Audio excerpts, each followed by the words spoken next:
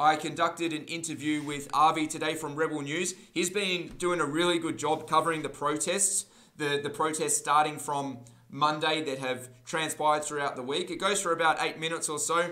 We talk about some of the slander.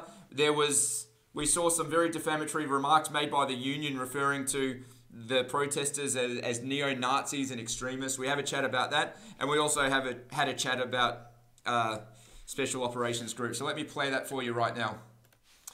All right, we have none other than Avi here with us. So Avi, welcome back to MCJ Report, and let's just get stuck straight into it. Now, you've been on the ground for the past few days now covering these protests that were spearheaded by the construction workers. The first thing I want to ask you is, we've seen a lot of talk in the mainstream media that supposedly the crowd is largely comprised of neo-Nazis and far-right extremists. You've been on the ground, you've spoken to a lot of people. Talk to us about the type of people that you've met. It's absolute rubbish. You know, the first day especially, when it was outside the CFMEU headquarters, I'll tell you now, 99% of them were CFMEU union members. And it was weird because I know I went there thinking, I don't even know, like I didn't even bring security because I thought, you know, you remember the unions, you know, it's one of those things I've always been told, oh, you wouldn't dare go to a union protest. And I always thought, oh, like, you know, it's going to be a bit hairy. And I thought, even if I have Daniel there as security, if the crowd turn on me, I'm pretty much gone anyways. So might as well just be one of us, not both of us. But it turned out we got there, and whilst maybe we don't share politics on all matters, but certainly when it comes to what's happening at the moment, we do. Although having said that, I'm starting to believe that, you know, the union reps and the organisation itself doesn't actually represent the people, and so a lot of the virtue signalling we've seen over the years they don't even know anything about it. They're just everyday hardworking Aussies that are living, a lot of them, from paycheck to paycheck. Right. So what you're saying is you didn't see any Nazi flags or right-wing extremist symbology or anything like that? Not at all. And I think because what happened, they were waiting outside for John Sector to come down and to face him. And, you know, the reps kept coming down, the delegates, and trying to talk him, you know, into calming down. We're working it out. He's going to come and talk to you. We're going to figure this out. We're all family. That was the language they were using. And then suddenly at about, 3:45, which is already after the deadline, the news hits the crowd that John Sector's on the radio talking to whoever's filling in for Tom Elliott. I forgot her name. And he's basically calling them all far-right extremists, anti-vaxxers, this and that. And the crowd just lost it, and they felt like he's doing exactly what he always does, and he's betraying the people that he's supposed to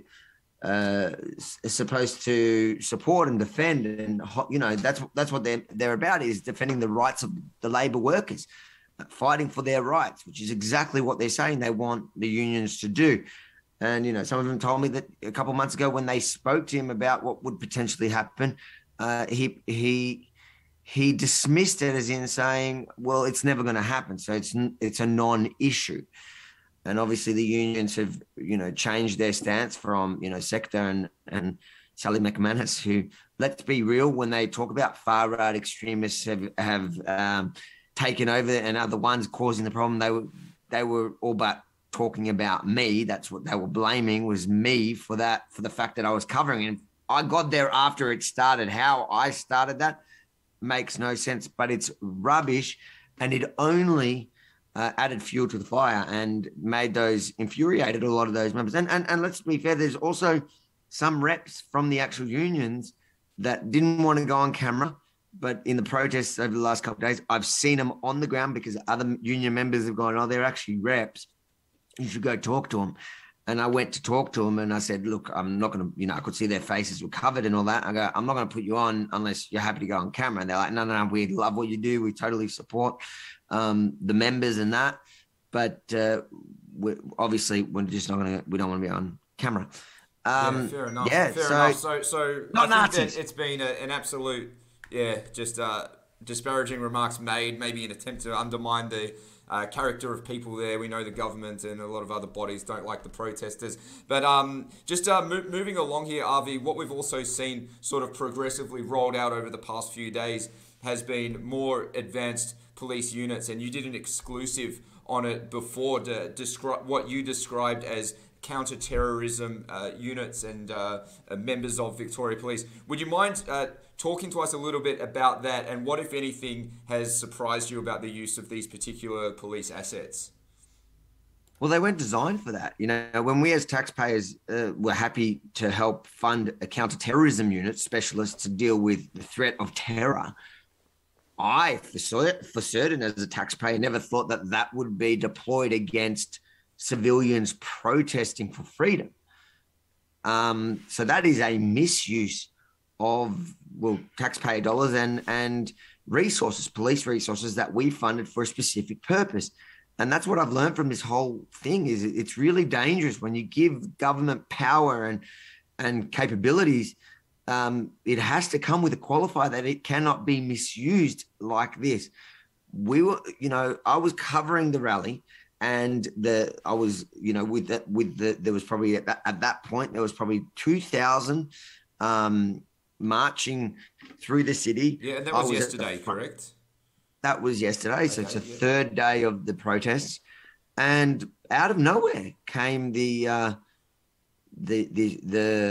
what's it called, the thing, a vehicle with the special operations jumping out of it, and they came in literally guns blazing, not a word, just you can see in the footage they throwing tear gas and pop firing rubber bullets at anyone. Where do you think this is all heading?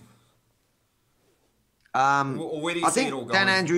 I think Dan Andrews, you know, he messed with the wrong industry. I think the freedom movement will kind of at this point where I think some I could see seemed like they were disheartened and giving up, and maybe they weren't complying on a personal level, but they weren't coming out in force because the last few protests they've been really knocked down a little bit. But I think this has re-inspired that base. I can see they're back to where they were throughout the beginning of this year, and suddenly they have a whole army with them. Yeah, it's pretty crazy. Young, angry men. Yeah, well, I mean, a lot of people are angry, especially, of course, about the mandates, which is their every right. Now, Avi, I'm hearing some chatter, some rumours on the internet that supposedly more industries are going to be joining the construction workers. So what we saw today was actually not many protesters in the city, only very few, but there's chatters in relation to the weekend. Do you have any predictions for what you think might happen over the weekend?